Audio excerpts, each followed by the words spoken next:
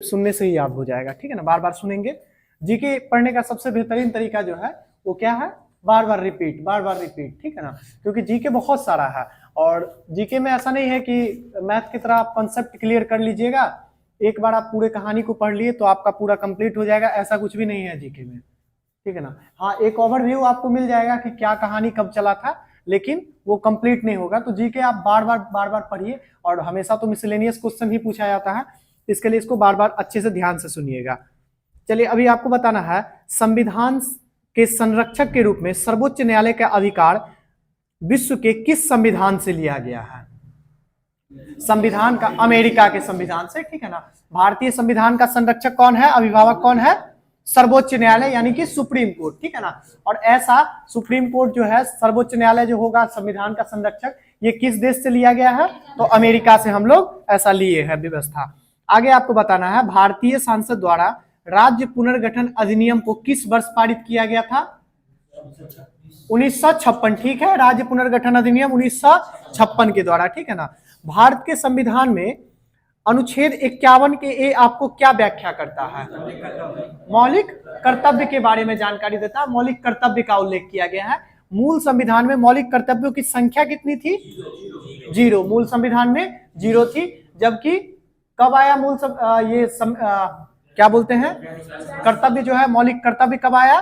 तो 42वां संविधान संशोधन 1976 के द्वारा। कितना मौलिक कर्तव्य आया? 10 या 11?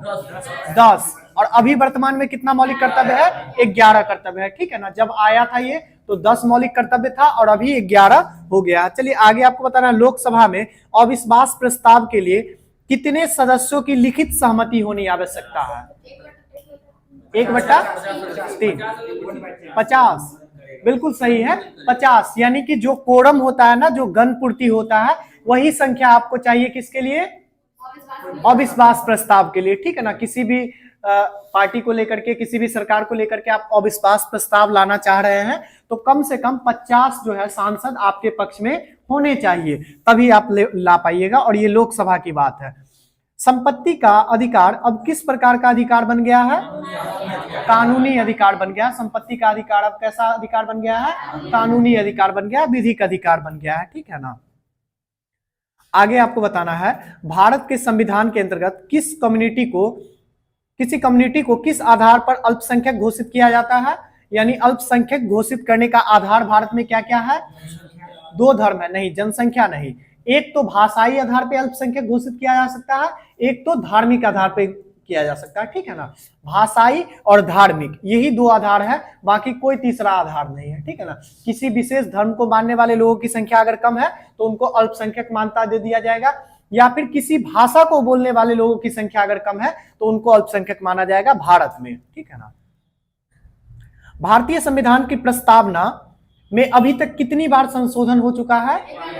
एक बार भी नहीं, एक बार, बिल्कुल सही है। भारतीय संविधान के प्रस्तावना में केवल एक बार संशोधन हुआ है, और वो भी संशोधन कब हुआ? 1976 में, ठीक है ना। 42वां संविधान संशोधन इंदिरा सरकार के द्वारा जो किया गया था, उसमें संशोधन किया गया, और संशोधन करके उसमें से कुछ घटाया नहीं, कुछ जोड़ा गया, ठीक है। 3 शब्द को जोड़ा गया था, और कौन है वो 3 शब्द? बिल्कुल सही है, यानी कि इसको क्रम में याद रखिएगा, ठीक है ना। अखंडता को जोड़ा गया था, और उसके बाद क्या जोड़ा गया था? सेकुलरिज्म यानी कि धर्मनिरपेक्ष, ठीक है ना। और सोशलिस्ट यानी कि समाजवाद को, ठीक है ना। यही 3 शब्द जोड़ा गया था, इंटीग्रिटी, सोशलिस्ट और सेकुलरिज्म, ठीक है ना। बताना है, भारतीय संविधान का कौन सा भाग मौलिक अधिकार के बारे में वर्णित करता है? मौलिक अधिकार भाग 3, ठीक है ना। पूरा 25 का 25 भाग सबको याद है ना? नहीं याद होगा तो इसको याद करवा देंगे, बहुत आसान है, ठीक है ना। और क्वेश्चन आता है उससे। बताइएगा, संविधान के किस अनुच्छेद के अंतर्गत पिछली जाति आयोग के द्वारा मंडल आयोग की नियुक्ति की गई थी? किस अनुच्छेद के तहत? तो 340 के तहत मंडल कमीशन का जो गठन किया गया था, उसमें किस अनुच्छेद का हेल्प लिया गया था? 340 के लिए, ठीक है ना। मंडल कमीशन था किसके लिए? ओबीसीज के लिए, ठीक है ना, अदर बैकवर्ड क्लासेस के लिए था। आगे आपको बताना है, भारतीय संविधान किन्हें शोषण के विरुद्ध अधिकार प्रदान करता है? भारतीय संविधान किन्हें शोषण के विरुद्ध अधिकार प्रदान करता है? तो बच्चों और महिलाओं को शोषण के विरुद्ध अधिकार प्रदान करता है। किस अनुच्छेद में? 23-24 में, ठीक है ना। 23-24 तो हालांकि सबके लिए हो जाता है, 23 और 24, लेकिन विशेष करके बच्चाओं और महिला के लिए विशेष अधिकार है, ठीक है ना, आर्टिकल 24। आगे आपको बताना है, संविधान के किस भाग में कल्याणकारी राज्य की व्याख्या की गई है? भाग 4 में, ठीक है ना। डीपीएसपी वही भाग 4 कल्याणकारी राज्यों का व्याख्या उसी में किया गया है, ठीक है ना। और अनुच्छेद कौन सा है कल्याणकारी राज्यों के लिए प्रॉपर? 38, ठीक है ना, 36 में 38। आगे आपको बताना है, भले ही मंत्रिपरिषद सामूहिक रूप से लोकसभा के प्रति उत्तरदायी होता है, परंतु वह व्यक्तिगत रूप से मंत्री किसके प्रति उत्तरदायी होते हैं? राष्ट्रपति के प्रति, ठीक है ना। किसके प्रति? राष्ट्रपति के प्रति। और इसका अनुच्छेद याद होगा 75 का 2 और 75 का 3, ठीक है ना। अगर व्यक्तिगत रूप से जिम्मेवार है तो ऐसा किस आर्टिकल में वर्णित है? 75 का 2, ठीक है ना। और 75 का 3 है क्या? कि सामूहिक रूप से लोकसभा के प्रति उत्तरदायी होता है कौन? मंत्रिपरिषद। आगे आपको बताना है, प्रधानमंत्री अपने पद पर कब तक बना रह सकता है? जब तक उसको सांसदों का बहुमत, दल के नेता के रूप में वो जब तक कार्य करता रहेगा तब तक वो प्रधानमंत्री रह सकता है, या फिर जब तक उसको बहुमत सांसदों का समर्थन प्राप्त रहेगा तब तक, ठीक है ना। आगे आपको बताना है, भारत का प्रधानमंत्री नियुक्त होने के लिए कम से कम आयु सीमा कितनी पूरी होनी चाहिए? 25 साल कि 18 साल? 25 साल, ठीक है ना। और 35 साल किसमें होता है? राष्ट्रपति में। अच्छा, और राज्यपाल में 35 साल, और फिर राज्यसभा में 30 साल, ठीक है ना। और पंचायती राज व्यवस्था के लिए चुनाव लड़ने के लिए 21 साल, और वोटिंग करने के लिए 18 साल, ठीक है ना। 18 नहीं होगा, पंचायती राज व्यवस्था में अगर आप निर्वाचित होते हैं तो इसके लिए आप 21 वर्ष की उम्र पूरा कर लेना चाहिए, ठीक है ना। क्या हुआ? हाँ, लोकपाल के लिए तो वो 45 हो जाएगा, वो तो अलग है, ठीक है ना। इसको क्रम से याद रखिएगा। सबसे पहले आप वोटिंग करेंगे कितने आयु में? 18 वर्ष की आयु अगर पूरा कर लेंगे तो आप वोटिंग कर लेंगे। पहले यह भी 21 साल था, लेकिन इसको घटा दिया गया 61वां संविधान संशोधन 1989 के द्वारा। 61वां संविधान संशोधन 1989 के द्वारा राजीव गांधी सरकार के द्वारा इसको घटा करके कितना कर दिया गया? 18 साल। तो वोटिंग आप कर सकते हैं भारत में 18 साल में। पंचायती राज व्यवस्था में अगर आपका निर्वाचन होता है, निर्वाचन के लिए अगर आप पत्र भरते हैं तो 21 साल का उम्र पूरा होना चाहिए। अगर आप एमएलए बनते हैं, एमएलए यानी कि विधायक जो बोलते हैं, ठीक है ना, एमएलए और एमएलसी अगर बनते हैं तो इसके लिए आपका उम्र कितना होना चाहिए? 25 साल, ठीक है ना। और वही अगर क्या हुआ? हाँ, एमएलसी के लिए ठीक है, बिल्कुल सही पॉइंट याद दिलवाए, ठीक है ना। एमएलए अगर बनते हैं यानी कि जिसको विधायक बोलते हैं, वो मेंबर ऑफ लेजिस्लेटिव अगर असेंबली बनते हैं यानी कि विधानसभा के अगर सदस्य बनते हैं तो विधायक होंगे तो 25 साल का उम्र। और वही उच्च सदन के लिए आप जाएंगे तो कितना, कौन सा मेंबर ऑफ काउंसिल के लिए जाएंगे तो आपको 30 साल का उम्र पूरा होना चाहिए, ठीक है ना। यानी कि विधान परिषद के लिए अगर आपका निर्वाचन होता है तो 30 साल उम्र चाहिए। ऐसे ही फिर लोकसभा और राज्यसभा में भी हो जाता है। लोकसभा के लिए कितना उम्र चाहिए? 25 साल। और आपको राज्यसभा के लिए कितना चाहिए? 30 साल। और उसके बाद जो एक पद आता है राष्ट्रपति और राज्यपाल का, ठीक है ना, साथ साथ उपराज्यपाल का भी, वो सब कितना हो जाता है? 35 साल हो जाता है, ठीक है ना। चलिए आगे आपको बताना है, लोकसभा को उसकी निर्धारित 5 वर्ष की अवधि से पूर्व भंग करने का अधिकार किसे है? राष्ट्रपति को या प्रधानमंत्री को? राष्ट्रपति को है, ठीक है ना। प्रधानमंत्री की अनुशंसा पे प्रधानमंत्री बोलेंगे कि अब सब कुछ ठीक नहीं चल रहा, अब इसको भंग कर दिया जाए, ठीक है ना, तो राष्ट्रपति भंग करेंगे। लेकिन यह पावर प्रधानमंत्री के पास नहीं, राष्ट्रपति के पास है। आगे आपको बताना है, किस व्यक्ति ने 1938 में वयस्क मताधिकार के आधार पर संविधान सभा के गठन की मांग की थी? किस व्यक्ति ने वयस्क मताधिकार के आधार पर संविधान सभा के गठन की मांग किया था? तो ये जवाहरलाल नेहरू के द्वारा किया गया था, ठीक है ना, जवाहरलाल नेहरू के द्वारा किया गया था। कब किया गया था? 1938। 1938 का कांग्रेस का अधिवेशन कहाँ होता है? हरिपुरा, बिल्कुल सही है, हरिपुरा में होता है 1938 का। जिसकी अध्यक्षता कौन करते हैं? नहीं, सुभाष चंद्र बोस करते हैं, ठीक है ना, सुभाष चंद्र बोस करते हैं। और फिर 1 साल के बाद 39 में होता है, उसकी अध्यक्षता कौन करते हैं? सुभाष चंद्र बोस ही करते हैं। शुरुआती अधिवेशन की अध्यक्षता सुभाष चंद्र बोस करते हैं। बाद में वो गांधी जी से नाराज होकर के फिर फॉरवर्ड ब्लॉक की स्थापना करने चले जाते हैं, तो फिर विशेष रूप से कौन करते हैं? डॉक्टर राजेंद्र प्रसाद करते हैं, ठीक है ना, डॉक्टर राजेंद्र प्रसाद करते हैं। आगे आपको बताना है, किस योजना के तहत 1942 में यह स्वीकार किया गया कि भारत में एक निर्वाचित संविधान सभा का गठन होगा जो युद्ध उपरांत संविधान सभा का निर्माण करेगी? ऐसा किस मिशन में कहा गया था? किस क्रिप्स मिशन में कहा गया था, कैबिनेट में क्रिप्स मिशन में कहा गया था, ठीक है ना। क्रिप्स मिशन में कहा गया था 1942 में कि जब युद्ध खत्म हो जाएगा ना तो भारत के लिए एक संविधान सभा का निर्माण किया जाएगा और वो संविधान सभा अपना संविधान वगैरह का निर्माण करेगा। और कैबिनेट मिशन तो जब आया था तो वो पूरा अनुशंसा ही कर दिया कि चलिए अब करिए, ठीक है ना। 24 मार्च जब 1946 को कैबिनेट मिशन आता है तो वो तो बोल ही दिया कि अब संविधान सभा बनाइए और संविधान सभा के लोग जो है संविधान बनाएंगे और संविधान सभा का प्रारूप कैसा कैसा होगा, इसका फॉर्मेशन यह भी वह बता दिया था, ठीक है ना, कि 389 लोग इसमें रहिए और ये लोग मिलकर के अपना संविधान का निर्माण कर लीजिए, फिर भारत आजाद हो जाएगा। आगे आपको बताना, संविधान सभा का गठन का मांग सर्वप्रथम किसके द्वारा किया गया था? संविधान सभा का गठन का मांग सबसे पहले किसके द्वारा किया गया था? 1895 में बाल गंगाधर तिलक। बहुत अच्छा। संविधान सभा का सबसे पहला जो मांग किया गया था वो किनके द्वारा? 1895 में बाल गंगाधर तिलक के द्वारा किया गया था, ठीक है ना। 1895 में बाल गंगाधर तिलक एक और महत्वपूर्ण कार्य करते हैं, वो क्या करते हैं? हाँ, शिवाजी महोत्सव की शुरुआत करते हैं, ठीक है ना। शिवाजी उत्सव की शुरुआत करते हैं। गणपति तो 2 साल पहले करते हैं, ठीक है ना, 93 में करते हैं, 1893 में गणपति महोत्सव, 1895 में शिवाजी महोत्सव और उसी साल संविधान सभा का भी मांग करते हैं सबसे पहले। आगे बताना, भारत की संविधान सभा का गठन किसके आधार पे किया गया? तो कैबिनेट मिशन के आधार पे 1946 के आधार पे किया गया। बताइएगा, वर्ष 1936 में भारतीय राष्ट्रीय कांग्रेस के संविधान सभा का गठन की मांग हेतु अधिवेशन कहां हुई थी? यानी कि सीधा 1936 का कांग्रेस का अधिवेशन कहां पे हुआ था? लखनऊ में हुआ था। और इसकी अध्यक्षता कौन करते हैं? अंबिका चंद्र मजूमदार के द्वारा किया जाता है। बिल्कुल सही, स्पष्ट बोलिए, अंबिका चंद्र मजूमदार जी के द्वारा किया जाता 1936 में।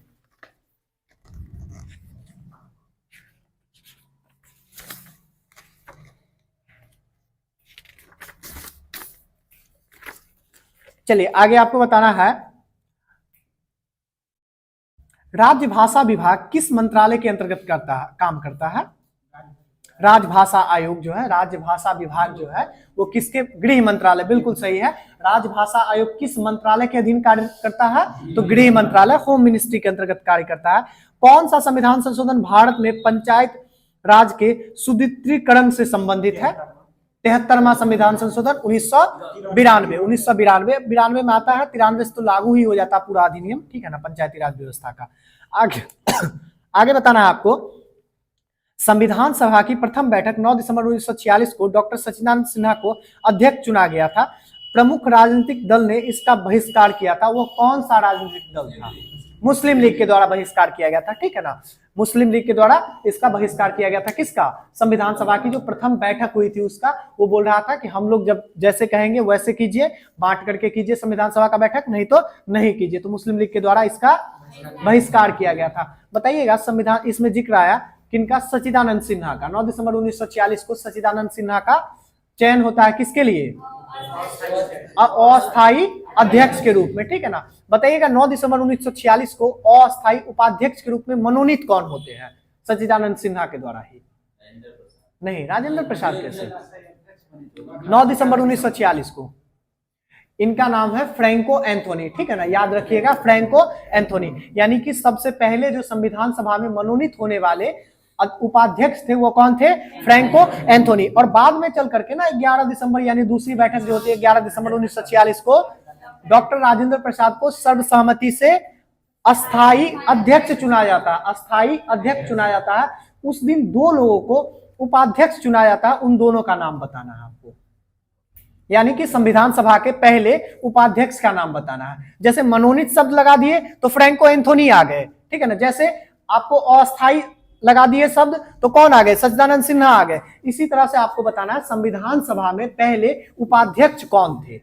11 दिसंबर 1946 को जब संविधान सभा बनती है दूसरी बैठक, उसमें कौन होते हैं? तो 2 व्यक्ति का चयन होता है उपाध्यक्ष के तौर पे। 2 व्यक्ति का। अध्यक्ष सभी लोगों को याद होगा, डॉक्टर राजेंद्र प्रसाद हमेशा पढ़ते हैं, लेकिन उपाध्यक्ष कम लोगों को याद रहता है, आज याद कर लीजिए। उपाध्यक्ष के रूप में 2 लोगों का चयन होता है। पहले लोग होते हैं जिनका नाम सब लोग जानते हैं, एच.सी. मुखर्जी। क्या नाम है? एच.सी. मुखर्जी, हरेश चंद्र मुखर्जी। और दूसरे लोग होते हैं, उनका नाम होता है बी.टी. कृष्णमाचारी। ठीक है ना, क्या नाम होता है? बी.टी. कृष्णमाचारी। ये दो लोग संविधान सभा में उपाध्यक्ष के रूप में चयन होता है। क्योंकि डॉक्टर राजेंद्र प्रसाद तो हमेशा अवेलेबल रहेंगे नहीं, वो 3-4 समिति के भी अध्यक्ष है, तो समिति के कार्य से भी उनको बाहर रहना पड़ेगा ना, समिति का भी कार्य करना पड़ेगा। लेकिन संविधान सभा तो चलती रहेगी, तो अध्यक्षता करेंगे कौन? तो जब संविधान सभा के अध्यक्ष अवेलेबल नहीं रहेंगे तो कौन करेंगे? उपाध्यक्ष करेंगे। कभी अगर उपाध्यक्ष को भी काम आ जाए तो दूसरे उपाध्यक्ष तो रहेंगे ना, तो इसके लिए 2 उपाध्यक्ष का निर्माण किया गया। कौन कौन? हरेश चंद्र मुखर्जी और बी.टी. कृष्णमाचारी। ठीक है ना, एच.सी. मुखर्जी और बी.टी. कृष्णमाचारी। चलिए आगे आपको बताना है, भारत के संविधान का कौन सा अनुच्छेद मंत्रियों और महान्यायवादियों को किसी भी सदन में बोलने और कार्यवाही में भाग लेने का अधिकार प्रदान करता है? कौन सा अनुच्छेद है? जैसे क्वेश्चन क्या पूछ रहा है कि जैसे कि मान लीजिए कोई मंत्री है, कैबिनेट मंत्री है, ठीक है ना, जैसे अभी गृह मंत्री है, कौन है? अमित शाह। गृह मंत्री है अमित शाह। किसी भी बिल पे लेकर के कुछ विवाद चल रहा है या फिर किसी पे कोई वैसा टीका टिप्पणी किया गया, तो वो चाहेंगे कि हम लोकसभा में जाकर के बोले, तो वो लोकसभा में जाकर के बोल सकते हैं, स्वतंत्र है, कोई दिक्कत नहीं है। लेकिन अगर उनका मन होगा कि हम राज्यसभा में भी जाकर के बोले, राज्यसभा में कोई बिल पे बहस हो रहा है, उसमें हम अपना कुछ वक्तव्य दे, तो वहां भी जाकर के ये बोल सकते हैं। और एक और पद होता है महान्यायवादी। ठीक है ना, भारत के महान्यायवादी होते हैं, वह भी किसी भी सदन में जाकर के बोल सकते हैं। तो महान्यायवादी तो उसका हिस्सा भी नहीं है, फिर भी बोल सकते हैं। इन दोनों को, यानी कि कैबिनेट मंत्रियों को और महान्यायवादी को, इन दोनों को किसी भी सदन में बोलने देने का अधिकार जो मिलता है, ये किस अनुच्छेद के तहत मिलता है? अनुच्छेद 88। अनुच्छेद 88 के तहत, अनुच्छेद 88 याद रखिएगा। ठीक है ना, आगे आपको बताना है, लोकसभा का सचिवालय किसके प्रत्यक्ष पर्यवेक्षक एवं नियंत्रक के रूप में कार्य करता है? लोकसभा अध्यक्ष के अंतर्गत करता है। ठीक है ना, लोकसभा सचिवालय किसके अंतर्गत कार्य करता है? लोकसभा अध्यक्ष के अंतर्गत कार्य करता है। यानी इसके एक तरह से हेड समझ लीजिए, कौन होते हैं? लोकसभा सचिवालय के अध्यक्ष ही, लोकसभा के अध्यक्ष इसके हेड होते हैं। ठीक है ना, लोकसभा सेक्रेटरीट के। आगे आपको बताना, भारतीय संविधान का सबसे बड़ा एकांकी स्रोत क्या है? यानी कि भारतीय संविधान, जो भारत का जो संविधान है, इसमें जो जितना भी अनुच्छेद है, ठीक है ना, बिल्कुल सही है, जितना भी अनुच्छेद है, इसका एक कौन सा मूल स्रोत है जहां से सबसे ज्यादा चीज लिया गया? वैसे तो हम लोग 250 देश से बहुत सारा चीज लिए हैं, लेकिन एक कौन सा स्रोत है, मूल स्रोत? तो भारत शासन अधिनियम 1935। ठीक है ना, भारत शासन अधिनियम 1935 से ही सबसे ज्यादा चीज हम लोग लिए हैं। तो एकांकी स्रोत कौन हो जाएगा? भारत शासन अधिनियम 1935। आगे आपको बताना है, भारत में राजनीतिक दलों का मान्यता कौन प्रदान करता है? चुनाव आयोग। गृह मंत्री वगैरह नहीं, गृह मंत्री, राष्ट्रपति, प्रधानमंत्री, ये सब कुछ नहीं।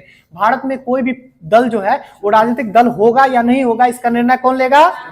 चुनाव आयोग। कोई भी दल राष्ट्रीय दल होगा, राजकीय दल होगा या फिर कैसा होगा, इसका निर्णय कौन लेता है? चुनाव आयोग ही। ठीक है ना, चुनाव आयोग ही लेते हैं। आगे आपको बताना, किस लेख का अर्थ सशरीर उपस्थित करना होता है? बंदी प्रत्यक्षीकरण। ठीक है ना, सशरीर उपस्थित करने का मतलब ही होता है, बोलता है ना, सशरीर उपस्थित करना, मतलब बोलते हैं ना कि बंदी को प्रत्यक्षीकरण, प्रत्यक्ष ला करके उसको प्रमाण दो। ठीक है ना, तो सशरीर उपस्थित करना किस रीट का शाब्दिक अर्थ होता है? बंदी प्रत्यक्षीकरण, हैबियस कॉर्पस जिसको बोलते हैं। आगे आपको रीट कितने प्रकार का होता है? 5 प्रकार का रीट होता है। रीट जारी कौन करता है? सुप्रीम कोर्ट की राष्ट्रपति, सुप्रीम कोर्ट जारी करता है। ठीक है ना, सुप्रीम कोर्ट और हाई कोर्ट के द्वारा। ठीक है ना, सुप्रीम कोर्ट और हाई कोर्ट के द्वारा। किसी किसी केस में सुप्रीम कोर्ट से ज्यादा पावरफुल हो जाता है हाई कोर्ट रीट जारी करने में। सुप्रीम कोर्ट 5 प्रकार का रीट जारी करता है और हाई कोर्ट जो है वो 6 प्रकार का रीट जारी करता है। हाई कोर्ट कितना प्रकार का? 6 प्रकार का। तो प्रश्न कभी बनता है, एक बीपीएससी में प्रश्न बना था कि ये रीट जारी करने में क्षेत्राधिकार में सबसे ज्यादा आगे कौन है, श्रेष्ठतम स्थान पे कौन है? तो हाई कोर्ट आ जाता है। ठीक है ना, चलिए आगे आपको बताना है, राष्ट्रपति पद के लिए प्रत्याशी का प्रस्ताव निर्वाचन मंडल के कितने सदस्यों के द्वारा किया जाना चाहिए? 50 सदस्यों के द्वारा। ठीक है ना, निर्वाचन मंडल में यानी कोई भी राष्ट्रपति अगर बनना चाह रहे हैं तो मिनिमम उनके पास उनका सपोर्ट करने वाले कितने व्यक्ति होना चाहिए? तो 50 व्यक्ति होना चाहिए, तब वो अपना नॉमिनेशन भर सकते हैं, तब वो अपना नामांकन भर सकते हैं। 50 सांसद अगर उनके साथ रहेंगे तो, ठीक है ना, 50 प्रस्तावक और 50 अनुमोदक, यानी कि 100 व्यक्ति चाहिए, 100 सांसद उनके पास चाहिए, तब वो अपना नॉमिनेशन भर सकते हैं। और यही अगर बात करें उपराष्ट्रपति के केस में तो कितना कितना हो जाता है? नहीं, 25-25 नहीं, याद रखिएगा 20-20, ठीक है ना, 25-25। जैसे हम लोग याद क्या कर लेते हैं कि उसमें 550, तो 550 का जो है 1/10, इसमें 50-50, तो उसमें उपराष्ट्रपति उसका आधा होता है, तो आधा कर लेते हैं 25-25। 25-25 नहीं, 20-20 याद रखिएगा। उनको 20 प्रस्तावक और 20 अनुमोदक का जरूरी पड़ता है, किनको? उपराष्ट्रपति को। और इनको 50-50। आगे आपको बताना है, लोकसभा को उसकी निर्धारित 5 वर्ष की अवधि से पूर्व भंग करने का अधिकार किसको है? तो अभी हो ही गया, राष्ट्रपति को है। संविधान को 26 जनवरी के दिन ही लागू करने का कारण क्या था? बिल्कुल, कांग्रेस, इंडियन नेशनल कांग्रेस के द्वारा जो है ना 1930 में जो है ना स्वाधीनता दिवस के रूप में मनाया था। और उस समय जो है ना कांग्रेस में संविधान सभा के लोग ही थे, मतलब कांग्रेस में के लोग ही संविधान सभा में थे। तो संविधान सभा का लोग का इच्छा था कि हम लोग जो 1930 से प्रयास करते आ रहे हैं इतने दिनों से, तो कम से कम हम लोग जो झंडा फहराए थे उस दिन को भी याद रखा जाए। तो इसी के लिए वो लोग क्या किए, 26 जनवरी का दिन चुने थे, क्योंकि वो लोग 26 जनवरी 1930 को ही झंडा फहराए थे, ठीक है ना। किस नदी के किनारे? रावी नदी के किनारे, ठीक है ना। तो उस चीज को याद रखने के लिए लाहौर में। आगे आपको बताना है, व्यक्तिगत स्वतंत्रता के अधिकार को सुनिश्चित करने के लिए नागरिकों को कौन सा अधिकार दिया गया है? व्यक्तिगत स्वतंत्रता के अधिकार को सुनिश्चित करने के लिए आपको कौन सा अधिकार दिया गया है? मौलिक अधिकार, ठीक है ना। जिस मौलिक अधिकार का रक्षक कौन होता है? सुप्रीम कोर्ट या हाई कोर्ट? बिल्कुल सही है, दोनों होता है, सुप्रीम कोर्ट और हाई कोर्ट दोनों होता है इसका संरक्षक। आगे आपको बताना है, भारत के राष्ट्रपति के विरुद्ध महाभियोग प्रारंभ करने का अधिकार किसे प्राप्त है? दोनों सदन को, ठीक है ना। कहीं भी आप महाभियोग की प्रक्रिया को चालू कर सकते हैं, ठीक है ना। और महाभियोग की प्रक्रिया होती किस पे है? राष्ट्रपति पे होती है, ठीक है ना। किस अनुच्छेद के तहत होती है? अनुच्छेद 61 के तहत होती है, ठीक है ना। इम्पीचमेंट अनुच्छेद 61। आगे बताना है, संविधान का 65वां संविधान संशोधन जो है अधिनियम, यह किस प्रमुख विषय से संबंधित था? 65वां संशोधन जो है ये अधिनियम किस प्रमुख विषय से था? तो ये जो है ना अनुसूचित जाति और अनुसूचित जाति को आयोग को वैधानिक दर्जा देने के लिए, ठीक है ना, SC/ST आयोग की स्थापना करने के लिए था। SC/ST आयोग को जो है ना सरकारी तौर से मान्यता प्रदान करवाने के लिए किया गया था 65वां संविधान संशोधन अधिनियम। आगे आपको बताना है, मूल अधिकारों पर आवश्यक प्रतिबंध लगाने का अधिकार किससे प्राप्त है? ध्यान से सुनिए, मूल अधिकारों पर आवश्यक प्रतिबंध लगाने का अधिकार किसको प्राप्त है? नहीं, सुप्रीम कोर्ट ने सांसद को, ठीक है ना। सुप्रीम कोर्ट को नहीं, राष्ट्रपति को नहीं, सांसद को। मूल अधिकार पर जो है ना अगर कोई प्रतिबंध लगाना चाहता है, किसी मूल अधिकार को कम ज्यादा करना चाहता है, तो ये कौन कर सकता है? सांसद कर सकता है, ठीक है ना। सुप्रीम कोर्ट वगैरह नहीं कर सकता, सांसद कर सकता है। और राष्ट्रपति को इसके बारे में जो शक्ति दिया गया है, वो राष्ट्रपति क्या कर सकता है? तो राष्ट्रपति केवल और केवल कुछ दिनों के लिए निलंबन कर सकता है, मतलब उसको खत्म कर सकता है। लेकिन इसको सीमित करने का या फिर इसको बढ़ाने का जो अधिकार है वो किसके पास है? सांसद के पास है। राष्ट्रपति तो निलंबित ही कर सकता है ना, आपातकाल लगा करके उसको खत्म कर सकता है, लेकिन उसको बढ़ा घटा तो नहीं सकता है ना। बढ़ाने घटाने का कार्य कौन कर सकता है? सांसद के द्वारा, और वो भी संविधान संशोधन की प्रक्रिया को अपना करके। आगे आपको बताना है, संविधान में कुल कितनी अनुसूचियां हैं? 12 अनुसूचियां हैं, ठीक है ना। 12 अनुसूचियां हैं। और भाग की संख्या कितना है? 22-25 में कंफ्यूज नहीं होना। संविधान में भाग की संख्या कितनी है? 22 भाग है, ठीक है ना। कितना भाग है? 22 भाग है। गिनती में कितना भाग है? 25 भाग है। गिनती में कितना भाग है? 25 भाग है। देखिए, सबसे पहले याद कर लीजिए ये 22-25 होता कैसे है। संविधान में जब मूल निर्माण किया गया था, मूल संविधान में, तो उस समय हम लोग को 22 भाग मिला था, 1 से लेकर के 22 तक। गिनती में 1 से लेकर के 22 तक, 1 2 3 4 5 6 8 10 22 ऐसे करके मिला था। बाद में हम लोग क्या किए, 1956 में 7वां संविधान संशोधन के द्वारा सबसे पहले क्या करते हैं, उसमें से भाग 7 को हम लोग एलिमिनेट कर देते हैं, भाग 7 को हम लोग खारिज कर देते हैं, हटा देते हैं, भाग 7 को खारिज कर देते हैं। उसके बाद बच जाता है हम लोग के पास कितना भाग? 21 भाग। कितना भाग बच जाता है? 21 भाग बच जाता है। उसके बाद में संविधान संशोधन करते हैं, और बाद में संविधान संशोधन 42वां संविधान संशोधन के तहत हम लोग 2 भाग को जोड़ लेते हैं। कौन कौन से भाग को? तो एक 9 का क, एक 9 का क, सॉरी 9 का क नहीं, 9 का ख, 9 का ख, ठीक है ना। हाँ, जिसमें सहकारी समिति है, 9 का ख और 14 का क। नहीं, 42वां संविधान संशोधन में सबसे पहले 4 का क, 42वां संविधान संशोधन में 4 का क जुड़ता है, ठीक है ना। और 4 के क के साथ साथ फिर 14 का क जुड़ता है, 4 का क और 14 का क 42वां संविधान संशोधन में जुड़ जाता है। तो 21 और 2 कितना हो गया? 23। 21 और 2 23 भाग हो गया। इसके बाद बचता है 2 भाग और बचता है, वो कौन कौन सा भाग है? तो एक 9 का क और 9 का ख, तो 23 और 2 25, ठीक है ना। तो यही टोटल 25 भाग है इसी के लिए। तो ये सब क ख करके है ना भाग, यानी कि 23वां भाग अगर पूछेंगे आपसे क्या है 23वां भाग में, आप नहीं बता सकते हैं। भाग 23 में क्या है ही नहीं। तो भाग टोटल 22 ही है, 22 ही याद रखिएगा। इसमें बहुत लोगों को कंफ्यूजन होता है कि 22 भाग टिक करे कि 25 भाग टिक करे। जब भी आपके प्रश्न में आएगा आप 22 भाग ही टिक कीजिएगा। अगर आपसे एग्जामिनर जानना चाहेंगे कि आप इस चीज से अवगत है कि नहीं कि भाग का संख्या बढ़ा है, तो वो लिख देगा वहां पे प्रश्न में कि गिनती में टोटल भागों की संख्या कितनी है, तो 25 भाग है। चलिए आगे आपको बताना है, रेगुलेटिंग एक्ट को कब पारित किया गया था भारत में? रेगुलेटिंग एक्ट को 1773, ठीक है ना, रेगुलेटिंग एक्ट 1773 को। आगे आपको बताना है, भारतीय संविधान के ऐतिहासिक विकास का काल कब से प्रारंभ करता है, कब से प्रारंभ हो जाता है? यानी कि भारतीय संविधान का जो है ना वो कहां से प्रारंभ हो जाता है, कहां से इसका निर्माण का आधारशिला रखा जाता है?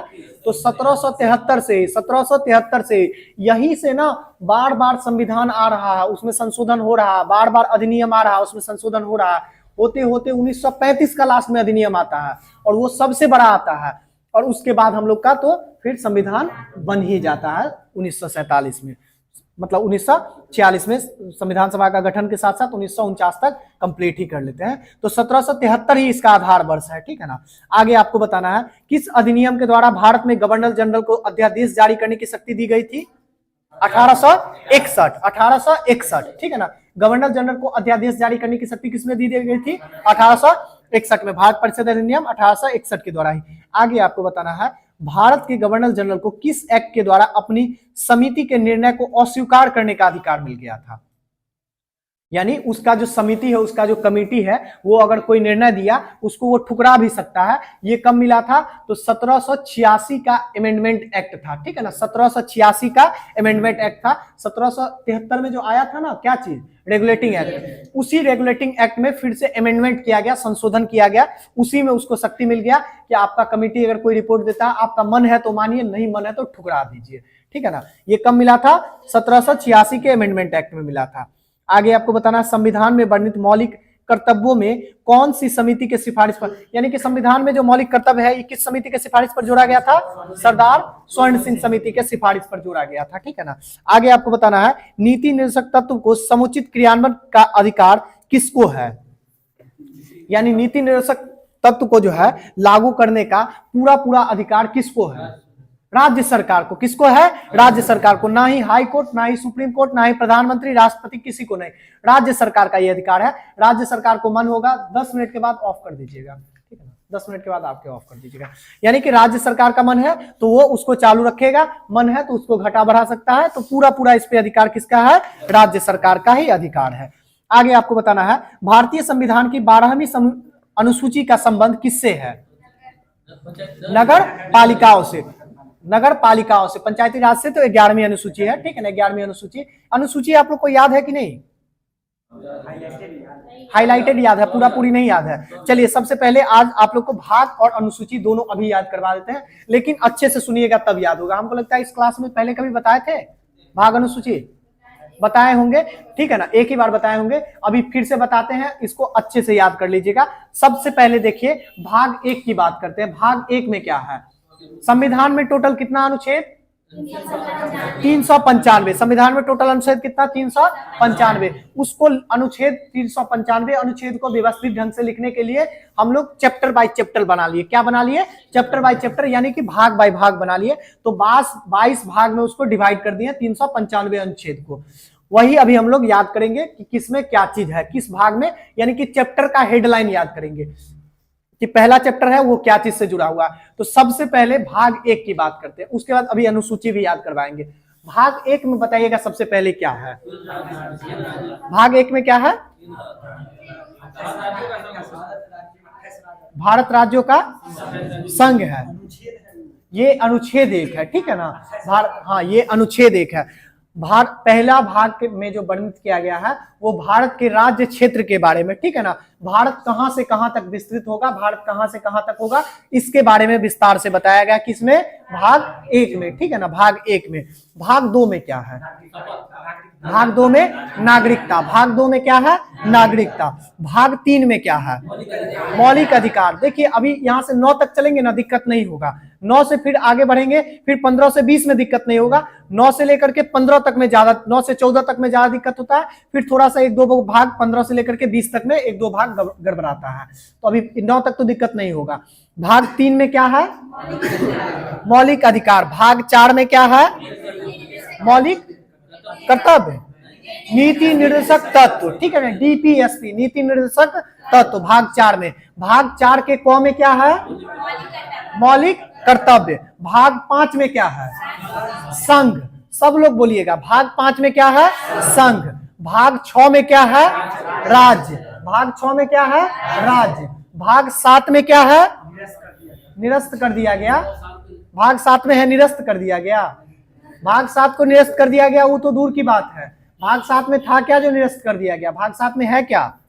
भाग 7 में क्या है तो इसको याद रखेंगे।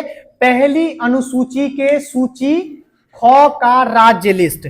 पहली अनुसूची के सूची ख का लिस्ट के बारे में, सूची ख का सूची दिया हुआ है, ठीक है ना।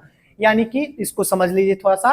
भारत में पहली अनुसूची जो है ना, पहली अनुसूची, वह भी भारत के राज्य क्षेत्र के बारे में ही वर्णित करता है कि भारत कहां से कहां तक होगा, क्या राज्य होगा, कैसा क्या होगा, केंद्र शासित प्रदेश वगैरह, इसके बारे में बताता है, ठीक है ना। उसमें कुछ क्षेत्रों के बारे में प्रोहिबिटेड एरिया था। कुछ क्षेत्र जो है वो प्रोहिबिटेड एरिया था, यानी कि निषेध क्षेत्र था, वहां पे जाना आना मना था। कुछ क्षेत्र जो है ना वो मतलब निषेध क्षेत्र था, तो उसका जिक्र जो है ना एक लिस्ट ख में कर दिया गया कि ये सब जगह है प्रोहिबिटेड एरिया है। लेकिन बाद में चल करके 1956 होते होते लगा कि नहीं, अब पूरे भारत में कहीं भी जाया जा सकता है, ठीक है ना। जैसे जम्मू कश्मीर है, जम्मू कश्मीर कब भारत में विलय हो गया? 1954 में। लेकिन हम लोग का देश तो आजाद हो गया था 1947 में ही।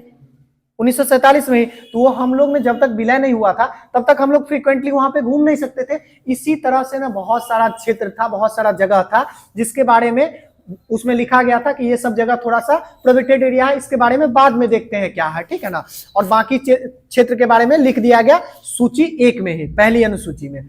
तो सूची ख को इस भाग में कहां डाला गया? तो भाग 7 में डाला गया था, भाग 7 में। लेकिन 7वां संविधान संशोधन 1956 में इसका जरूरत कम लगा और इसको संशोधन करके इसको निरस्त कर दिया गया। 7वां संविधान संशोधन 1956 के द्वारा भाग 7 को डिलीट कर दिया गया। तो याद रखना है कि भाग 7 में था क्या? क्या था? पहली अनुसूची के सूची ख का लिस्ट। पहली अनुसूची के सूची ख का लिस्ट था, ठीक है ना। इसके बाद चलिए भाग 8 में। भाग 8 में क्या था? संघ राज्य क्षेत्र, केंद्र शासित प्रदेश जिसको कहते हैं, संघ राज्य क्षेत्र के बारे में। भाग 9 में क्या है? पंचायती राज व्यवस्था। भाग 9 में क्या है? पंचायती राज व्यवस्था। भाग 9 के क में क्या है? नगर पालिका। भाग 9 के क में क्या है? नगर पालिका। भाग 9 के ख में क्या है? सहकारी समिति। भाग 9 के ख में क्या है? सहकारी समिति। उसके बाद आगे बढ़िएगा, भाग 10 पे आइएगा। भाग 10 में क्या है? दल बदल। फिर आप जा रहे हैं अनुसूची में। अनुसूची में नहीं, भाग में रहना है। भाग 10 में क्या है? तो ये अनुसूचित जाति और अनुसूचित जनजाति क्षेत्र के प्रशासन के बारे में, अनुसूचित जाति और जनजाति क्षेत्र के प्रशासन के बारे में, SC/ST क्षेत्र के प्रशासन के बारे में। भाग 11 क्या है? यहीं से अब डिफिकल्टी चालू होती है। भाग 10 से डिफिकल्टी चालू होता है। भाग 10 में क्या है? SC/ST क्षेत्र के बारे में। भाग 11 में क्या है? केंद्र और राज्य संबंध। केंद्र और राज्य संबंध, ठीक है ना। केंद्र राज्य शक्ति का विभाजन नहीं, केंद्र राज्य संबंध। भाग 11 के बाद भाग 12 में क्या है? भाग 12 में क्या है? नगर पालिका। फिर आप जा रहे हैं किसमें? अनुसूची में। अभी पूरा पूरी रहना है कहां पे? पूरा पूरी अभी कहां रहना है?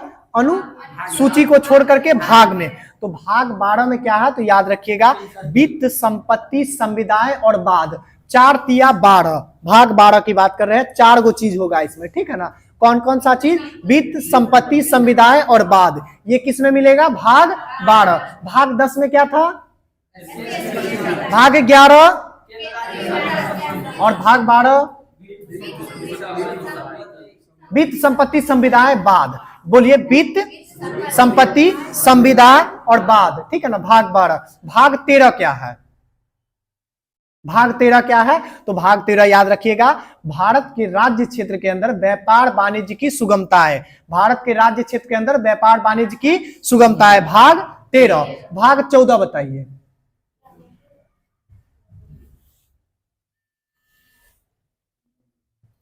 हेलो भैया, क्लास में है, 5 मिनट निकल कॉल करते हैं। 5 मिनट करते हैं, 5 मिनट करते हैं, 5 मिनट करते हैं। चलिए, कहां पे थे हम लोग? भाग 14 पे, ठीक है ना। भाग 13 पहले हम लोग को बताइएगा। पहले भाग 13 क्या है? व्यापार वाणिज्य की सुगमता है। भारत के राज्य क्षेत्र के अंदर व्यापार वाणिज्य की सुगमता है, ठीक है ना। भाग 14 क्या है? तो भारत का केंद्र और राज्य के अधीन सेवाएं, भारत के केंद्र और राज्य के अधीन सेवाएं, जिसके तहत आप गठन करते हैं यूपीएससी बीपीएससी वगैरह का, ठीक है ना। यूपीएससी बीपीएससी जो होता है वो इसी के तहत भारत के केंद्र राज्य के अधीन सेवाएं, ठीक है ना। यूपीएससी बीपीएससी याद रखिएगा। भाग 15 बताइएगा, सबको याद रहता है, निर्वाचन आयोग। भाग 15 निर्वाचन। भाग 16 बताइएगा। ये फिर यहीं से दिक्कत होता है, फिर 16 से लेकर के 20 तक में थोड़ा सा दिक्कत होगा। इसमें 2 भाग याद रहेगा। कौन कौन सा? एक 18 याद रहेगा, एक 19 याद रहेगा, एक 20 याद रहेगा। फिर 21 और 22 में थोड़ा सा कंफ्यूजन होगा, तो अभी सबको क्लियर करना है। भाग अभी कितना पे थे?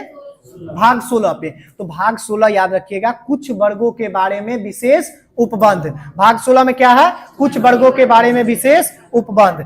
भाग 17 बताइएगा, सबको याद है, राजभाषा। भाग 17 राजभाषा। अभी हम फिर से पूछेंगे, इसके लिए अलर्ट होकर के रहिए। भाग 17 क्या है? राजभाषा। भाग 18 बताइएगा, आपात उपबंध। भाग 18 में आपात उपबंध, ठीक है ना। भाग 19 प्रकीर्ण। भाग 19 प्रकीर्ण। भाग 19 प्रकीर्ण। भाग 20 में क्या है? संविधान संशोधन। भाग 20 में क्या है? संविधान संशोधन। और भाग 21 में क्या है?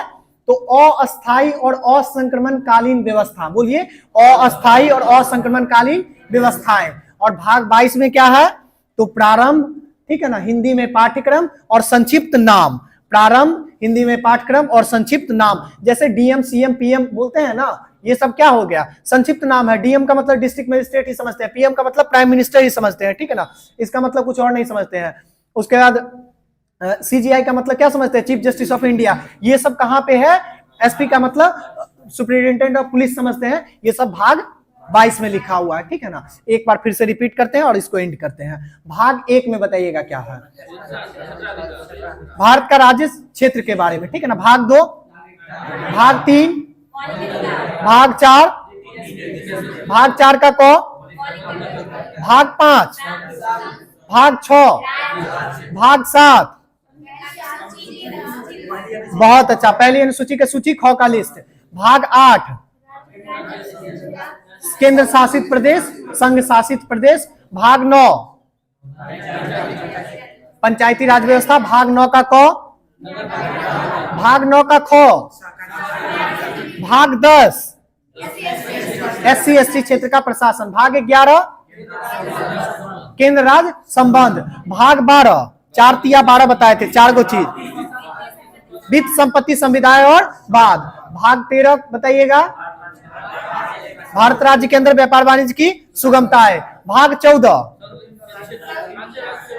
हाँ, संघ और राज्य के अधीन सेवाएं, यूपीएससी बीपीएससी। भाग 15, भाग 16 कुछ वर्गों के बारे में विशेष उपबंध। कुछ वर्गों के बारे में विशेष उपबंध, जिससे आपको विशेष राज्य का दर्जा वगैरह मिलता है, ठीक है ना। कुछ वर्गों के बारे में विशेष उपबंध, ठीक है ना। भाग 17, भाग 17 राजभाषा। भाग 18 आपात उपबंध। भाग 19 प्रकीर्ण। भाग 20 संविधान संशोधन। भाग 21 अस्थायी असंक्रमणकालीन नीतियां। अस्थायी और असंक्रमणकालीन नीतियां। भाग 22 संक्षिप्त नाम, हिंदी का पाठ्यक्रम, ठीक है ना। और प्रारंभ, ये किसमें है? भाग 22 में है। यानी कि आप लोग को 1 से लेकर के 22 तक का भाग याद तो हो गया है। क्या हुआ? भाग 13, भाग 13 क्या है बताइए आप लोग?